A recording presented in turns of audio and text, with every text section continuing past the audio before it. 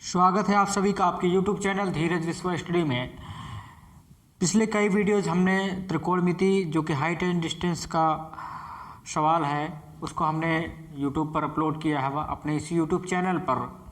इस वीडियो में हम देखेंगे कि एक त्रिकोणमिति का ये सवाल किस प्रकार से सॉल्व किया जाएगा। तो देखें, क्षैतिज तल पर स्थित एक लंबवत मीनार के शीर्ष पर एक ध्वज दंड लगा है। मीनार के पाद से 9 मीटर दूर स्थित बिंदु से ध्वजदंड के शीर्ष एवं पाद पर उन्नयन कोण क्रमशः 60 अंश एवं 30 अंश है। मीनार व ध्वजदंड की ऊंचाई ज्ञात कीजिए। ठीक है, तो देखिए ये जो है एक मीनार है, BC क्या है, एक मीनार है और इस मीनार के ऊपर एक यहाँ से C बिंदु से D बिंदु तक एक ध्वज दंड लगा हुआ है।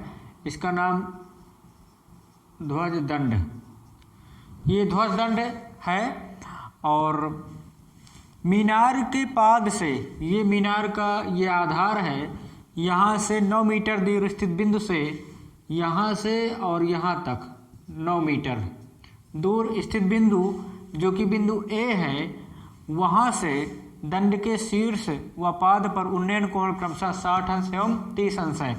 तो यहाँ से यहाँ तक बन रहा है 60 अंश और यहाँ बन रहा है 30 अंश। ठीक है, तो ये जो A बिंदु है, यहाँ से D बिंदु का जो कोण बन रहा है वो 60 अंश का बन रहा है और A बिंदु से C बिंदु का जो कोण बन रहा है वो 30 अंश का बन रहा है। तो हमें पता करना है मीनार की ऊंचाई कितनी है और ध्वज दंड की ऊंचाई कितनी है। तो यहाँ पर मान लेते हैं मीनार की ऊंचाई है h मीटर और ध्वज दंड की ऊंचाई कितनी हो जाएगी, मान लेते हैं x मीटर, इसकी भी हो गई। और मीनार के आधार से और A बिंदु तक के बीच की दूरी कितना है, 9 मीटर है। तो हमें ध्वज दंड की लंबाई पता करना है और मीनार की ऊंचाई पता करना है। ठीक है, तो चलिए देखते हैं त्रिभुज ABC में। त्रिभुज ABC में देखेंगे तो यहाँ पे क्या है, हमें क्या पता करना है, लंब पता करना है। तो निश्चित रूप से यहाँ पे tan थीटा का यूज किया जाएगा, मतलब लंब बटा आधार का यूज किया जाएगा। ठीक है, तो यहाँ पे हम यूज करते हैं tan 30 अंश बराबर, क्योंकि यहाँ पे जो त्रिभुज ABC है इसका जो कोण बना हुआ है वो 30 अंश का बना हुआ है। ठीक है, तो लंब बटा आधार, लंब कितना है, लंब है BC और आधार कितना है, AB है। तो BC की ऊंचाई हमने h मीटर माना हुआ है और AB की जो लंबाई है वो है 9 मीटर। तो tan 30 का मतलब tan 30 का मान होता है 1/√3। तो यहाँ पे लिख देते हैं 1/√3 और h बटा 9 हो जाता है। अब यहाँ पे h√3 हो जाता है, तो गुणा कर देते हैं, 9 × 9 हो जाता है। ठीक है, अब उसके बाद h जो होता है यहाँ पे 9 हो गया और यहाँ पे √3 जो होता है वो h के साथ गुणा में है, तो जब पक्षांतर करेंगे तो ये नीचे भाग में आ जाता है। अब इसका परमेयीकरण कर लेते हैं, √3 और √3 से ऊपर नीचे मतलब अंश और हर में गुणा कर दिया जाता है। जब गुणा कर देंगे तो यहाँ पर 9 × 9 √3 हो जाता है और 3 त्रिक का 9 का वर्गमूल आता है 3।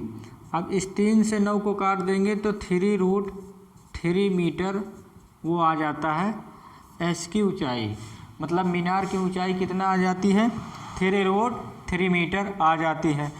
अब हम देख लेते हैं त्रिभुज, जो हमारा त्रिभुज बना हुआ है ABD में, त्रिभुज ABD में यहाँ पर देखते हैं ABD में, तो यहाँ पे 60 अंश का कोण बना हुआ है, उसके ध्वजदंड के शीर्ष का जो उन्नयन कोण बना है वो 60 अंश बना है।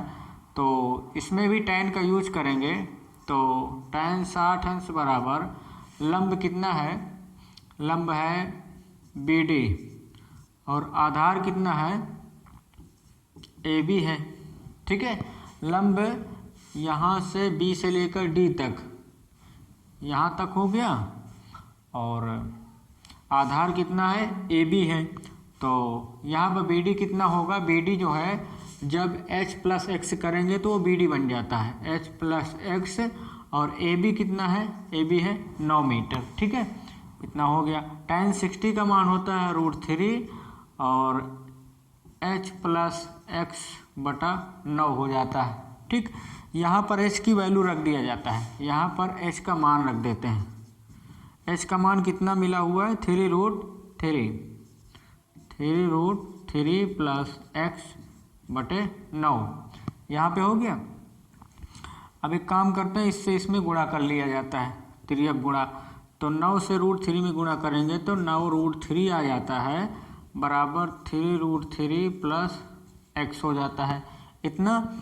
अब पक्षांतर कर लिया जाए, 9√3, ये 3√3 जो है वो क्या है, वो प्लस में है, तो जब इधर पक्षांतर करेंगे तो आ गया ये माइनस में, और एक्स अपनी जगह है, दाएं पक्ष में है ये वो। ठीक है, अब यहाँ पे √3, यहाँ पे √3 सजातीय हो गए, तो क्या करते हैं, इसको घटा लेते हैं। 9 में से अगर 3 घटाते हैं तो कितना आता है, 6√3 आता है, x हो गया। ठीक है, तो ये हो गया x। तो यहाँ पर x क्या है, x जो है ध्वज दंड की लंबाई है, तो ये आपका आंसर आ जाता है। तो यहाँ पे लिख देते हैं आंसर, h किसकी ऊंचाई थी, मीनार की ऊंचाई, मीनार की ऊंचाई, जो मीनार की ऊंचाई है वो आ गई कितना, h बराबर 3√3 मीटर, और उसके बाद इसकी ध्वजदंड की ऊंचाई, ध्वजदंड की ऊंचाई जो आई वो x थी, वो x निकला है 6√3, तो यहाँ पर 6√3 मीटर इसकी ऊंचाई जाती है। तो इस प्रकार आपका ये आंसर आ जाता है और ये सवाल लग जाता है। तो मैं आपसे सिर्फ इतना ही निवेदन करूँगा कि आप हमारे साथ जुड़े रहें, मैं आपके सभी समस्याओं का समाधान करूँगा। तो प्लीज़ चैनल को सब्सक्राइब कर लें, बेल आइकन प्रेस कर लें, लाइक कमेंट शेयर करें और हमारे साथ बने रहें। क्लास 10th और 12th के सभी स्टूडेंट से मैं रिक्वेस्ट करूँगा कि हमारे साथ बने रहें। और अगर आपको इंग्लिश ग्रामर पढ़ना है, क्लास 12th 11th और 10th की साइंस पढ़ना है, तो हमारे इसी यूट्यूब चैनल पर आपको वो वीडियो जो उपलब्ध हैं आपको मिल जाएंगे, आप देख सकते हैं। मिलेंगे अगले वीडियो में, तब तक के लिए जय हिंद।